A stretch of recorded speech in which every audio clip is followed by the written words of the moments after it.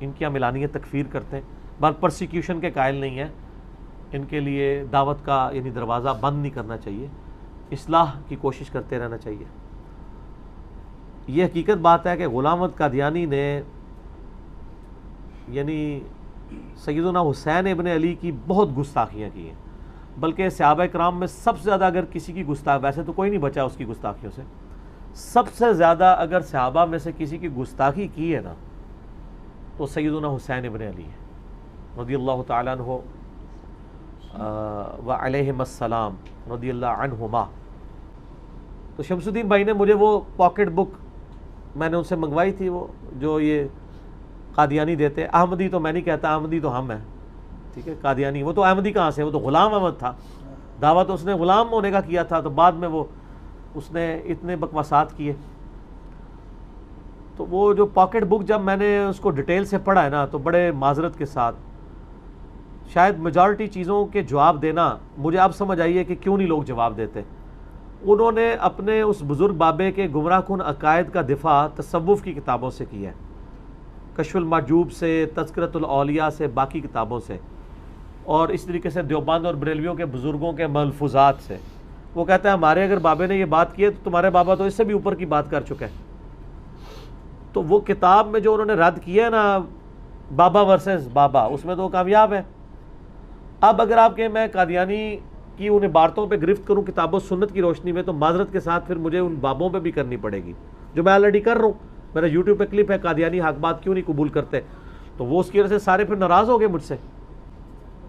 یہاں پہ بھی انشاءاللہ تعالی ہم کریں گے۔ تو چونکہ حسین ابن علی کا معاملہ یہ ہے کہ اس میں بریلوی دیوبندیوں کے ہاں تو ایسا کوئی گستاخی نہیں ملتی، اہل حدیث کے ہاں بھی ڈائریکٹلی کوئی گستاخی اس طرح نہیں ہے۔ ایون ڈاکٹر ذاکر نائک نے اگر یزید کو رضی اللہ عنہ کہا 2009 میں، اور اس کے بعد انہوں نے کہا کہ میں حسین ابن علی کے قاتلین پہ لعنت بھیجتا ہوں، حسین ابن علی سے بغض کا اظہار نہیں کیا، لیکن غلام احمد قادیانی نے سیدنا حسین کے بارے میں اتنے غلیظ الفاظ استعمال کیے ہیں۔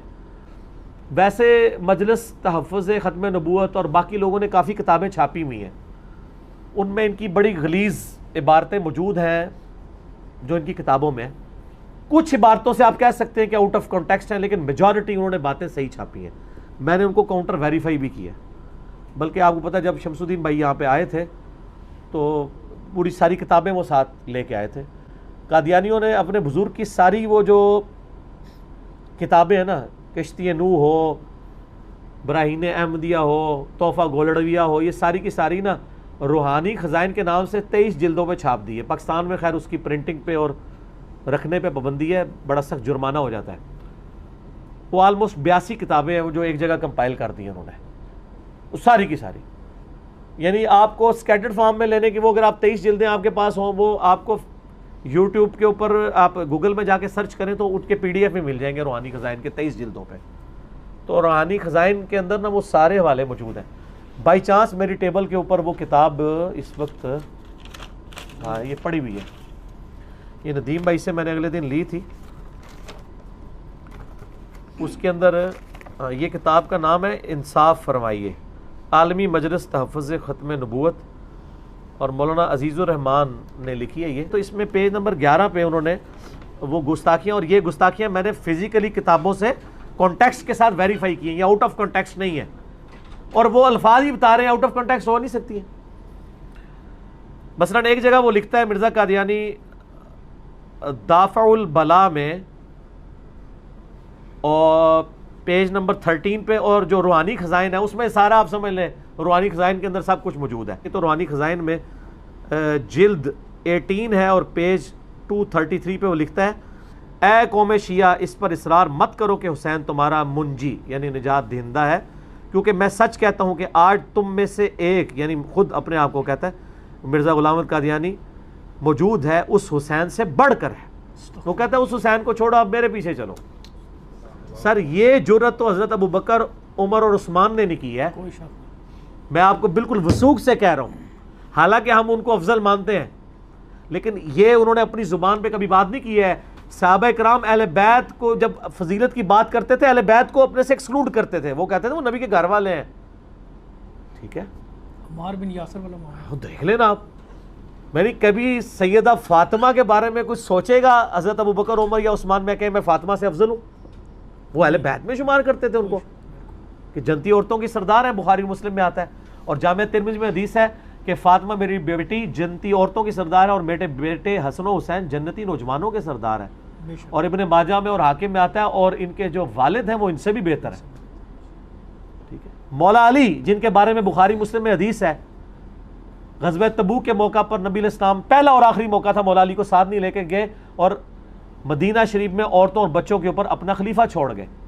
تو انہوں نے رونا شروع کیا. آپ نے فرمایا، بخاری مسلم کے الفاظ ہیں، اے علی تم اس بات پہ راضی نہیں ہو کہ تمہاری میرے ساتھ وہی نسبت ہے جو ہارون کی موسیٰ کے ساتھ؟ جب موسیٰ گئے تھے کوہ طور پہ ہارون کو چھوڑ کے گئے تھے، میں تمہیں چھوڑ کے جا رہا ہوں. کیا بات ہے، کیا بات، اس سے بڑی کوئی فضیلت ہو سکتی ہے؟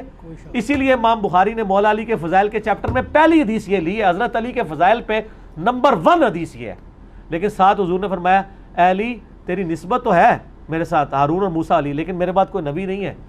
اگر مولا علی کا وہ مرتبہ نہیں ہو سکتا امتی نبی والا، تو غلام احمد قادیانی کیسے کلیم کر سکتا ہے؟ بالکل صحیح. اور پھر حسین ابن علی کے بارے میں بات کرنا. چلیں یہ تو بڑے ہلکے الفاظ تھے. آگے یہ اعجاز احمدی اس کی کتاب ہے، اس کے پیج 69 پہ، اور روحانی خزائن میں ظاہر ہے وہ کمبائنڈ فارم میں موجود ہے، جلد 19 اور پیج 181 پہ لکھتا ہے، مجھ میں اور تمہارے حسین میں بڑا فرق ہے. یعنی وہ حسین کو آپ کا کہہ رہے ہیں، سر ہمیں مبارک ہے، ہمارے نوجوان ہیں نا انشاءاللہ، سردار ہیں وہ، کیونکہ مجھے تو ہر ایک وقت خدا کی تائید اور مدد مل رہی ہے. وہ یعنی اس نے ٹانٹ کیا ہے کہ حضرت حسین کے ساتھ اگر اللہ کی تائید ہوتی تو وہ کامیاب ہو جاتے کربلا میں، تو وہ جو شہید ہو گئے بچوں سمیت، تو ان کے ساتھ تو تائید اس وقت ختم ہوگی. میرے ساتھ تو ہر وقت اللہ کی تائید ہے. لعنت اللہ علی الکاذبین. پھر وہ لکھتا ہے اعجاز احمدی پیج 81 پہ، خزائن میں جلد 19 پیج 193 پہ، اور میں خدا کا کشتہ ہوں لیکن تمہارا حسین دشمنوں کا کشتہ ہے، پس فرق کھلا کھلا اور ظاہر ہے. اندازہ کریں، وہ تمہارا حسین کہہ رہا ہے، وہ ہمارے ہی ہے. سر آپ کا ہوتا تو آپ کو ہدایت مل جاتی، حسین تو ہمارے ہیں الحمدللہ. 3 ریفرنس. چوتھا ریفرنس دیکھیں، اس کی کتاب ہے نزول مسیح، پیج 99، اور روحانی خزائن میں جلد 18 پیج 477 پہ وہ لکھتا ہے، اس نے ایک فارسی کا شعر لکھا ہے، کربلا ایست سیر ہم آنم، صد حسین است در گریبانم. اس کا ترجمہ یہ وہ کہتے ہیں کہ میں تو ہر وقت کربلا کی سیر میں رہتا ہوں. یعنی حضرت حسین کی زندگی میں تو ایک کربلا آئی ہے نا، میں تو پوری زندگی کربلا میں گزر رہی ہے، اور میرے گریبان میں 100 حسین پڑے ہیں. تم ایک حسین کی بات کرتے ہو، اے تو میرے بوجھے چنے 100 حسین. لعنت اللہ علی الکاذبین. 100 حسین ہے تو جنتی نوجوانوں کے سردار تو حسین ہی ہے نا. ٹھیک ہے، حسن و حسین رضی اللہ عنہما وعلیہم السلام. پھر وہ کہتا ہے، اس کی کتاب ہے اعجاز احمدی پیج 82 اور روحانی خزائن میں جلد 19 پیج 194 پہ. استغفر اللہ، یہ تو یعنی نقل کفر نہ باشد، یہ بہت غلیظ زبان اس سے استعمال کیا. کہتا ہے، تم نے خدا کے جلال اور مجد کو بھلا دیا اور تمہارا ورد صرف حسین ہے، کستوری کی خوشبو کے پاس گو کے ڈھیر کا ڈھیر ہے. نعوذ باللہ، حسین ابن علی کو اس نے یہ کہا ہے. تو یعنی یہ لعنت اس کے اوپر پڑی. تو یہ بہت بڑی گستاخی ہے، اور اس کی کوئی تعویل ممکن نہیں ہے کہ آپ تعویل کر سکیں. تو میں تو اس کو پکا ناسبی اور یعنی منکرین حدیث میں سے اور یزیدی سمجھتا ہوں. بلکہ اس کی وہ جو یہ پاکٹ بک چھپی ہوئی ہے، اس میں تو انہوں نے غدیر خم کی حدیث، باقی ساری چیزوں کا پورا مذاق اڑایا اور پورا انکار کیا. یہ میں نے کئی دفعہ کہا ہے کہ ناسبی اور منکرین حدیث لازم و ملزوم ہے، کیونکہ صحیح الاسناد حدیث ناسبی اور یزیدیوں کی موت ہے. تو ان کو ہر بات اہل بیت سے ان کو بغض ہوگا، اور کیوں نہ ہو. صحیح مسلم میں حدیث ہے 240 انٹرنیشنل نمبر کے مطابق، علی سے محبت نہیں رکھے گا مگر مؤمن، علی سے بغض نہیں رکھے گا مگر منافق. محبت علی تو لٹمس ٹیسٹ ہے. اور صحیح مسلم میں اوپر تلے 4 حدیث ہے غدیر خم کی، 6225 سے 6228 تک. نبی علیہ السلام نے فرمایا، لوگوں آگاہ ہو جاؤ، میں بھی ایک انسان ہوں، قریب ہے کہ اللہ کا قاصد یعنی موت کا فرشتہ میرے پاس آئے اور اس کی دعوت قبول کر لوں. میں اپنے بعد تم میں 2 بھاری چیزیں چھوڑ کے جا رہا ہوں. ان میں سے پہلی چیز اللہ کی کتاب ہے، اس میں ہدایت ہے، اس میں نور ہے. تم اللہ کی کتاب کو پکڑو، اپنا تعلق اس کے ساتھ مضبوط کرو. اللہ کی کتاب اللہ کی رسی ہے، جو اسے پکڑے گا وہ ہدایت پہ ہوگا، جو چھوڑ دے گا گمراہ ہو جائے گا. اور دوسری بھاری چیز میرے اہل بیت ہیں. میں اپنے اہل بیت کے معاملے میں تمہیں اللہ کا خوف دلاتا ہوں. میں اپنے اہل بیت کے معاملے میں تمہیں اللہ کا خوف دلاتا ہوں.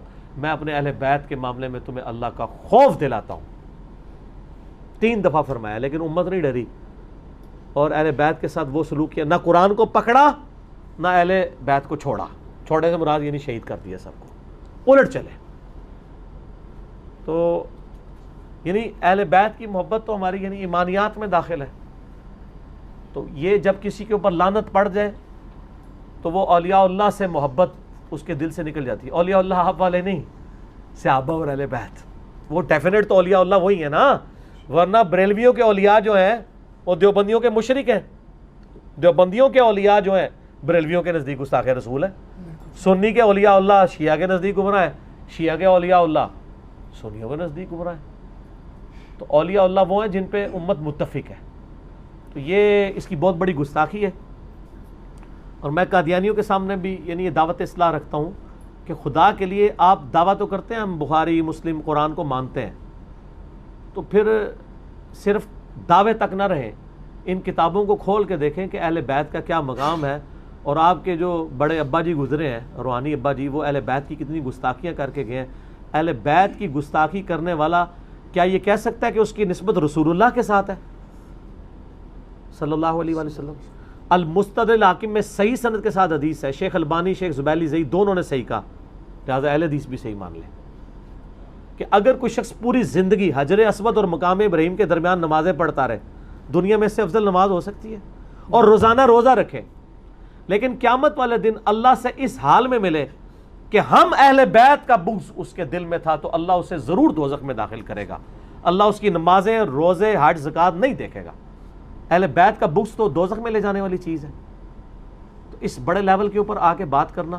جامعہ ترمذی میں حدیث ہے, حسین مجھ سے ہے اور میں حسین سے ہوں. ترمذی اور مسند احمد میں حدیث ہے, اے اللہ حسن و حسین میرے پھول ہیں, یہ میرے بیٹے ہیں, میں ان سے محبت کرتا ہوں, تو بھی ان سے محبت کر. اور مسند احمد کے الفاظ ہیں, اے اللہ جو حسن و حسین سے محبت کرے تو ان سے محبت رکھ, جو ان سے دشمنی رکھے تو ان سے دشمنی رکھ. تو غلام احمد قادیانی نے حسین ابن علی کی توہین کر کے رسول اللہ سے دشمنی لی ہے, ٹکر لی ہے. تو میں اسی آیت پہ کنکلوڈ کرتا ہوں, باقی سوالات انشاءاللہ اگلی مجلس میں. آیت درود جو ہے سورہ احزاب کی آیت نمبر 56, اس سے اگلی آیت ہے 57, ان الذین یؤذون اللہ ورسولہ لعنہم اللہ فی الدنیا والآخرہ. بے شک جو لوگ اللہ اور اس کے رسول کو تکلیف دیتے ہیں, دنیا اور آخرت کی زندگی میں ان پر اللہ کی لعنت ہے, اور اللہ نے ان کے لیے ذلیل و خوار کر دینے والا عذاب تیار کر رکھا ہے. سورہ احزاب آیت نمبر 57. جو شخص اہل بیت کو تکلیف دیتا ہے نا, وہ رسول اللہ کو تکلیف دیتا ہے.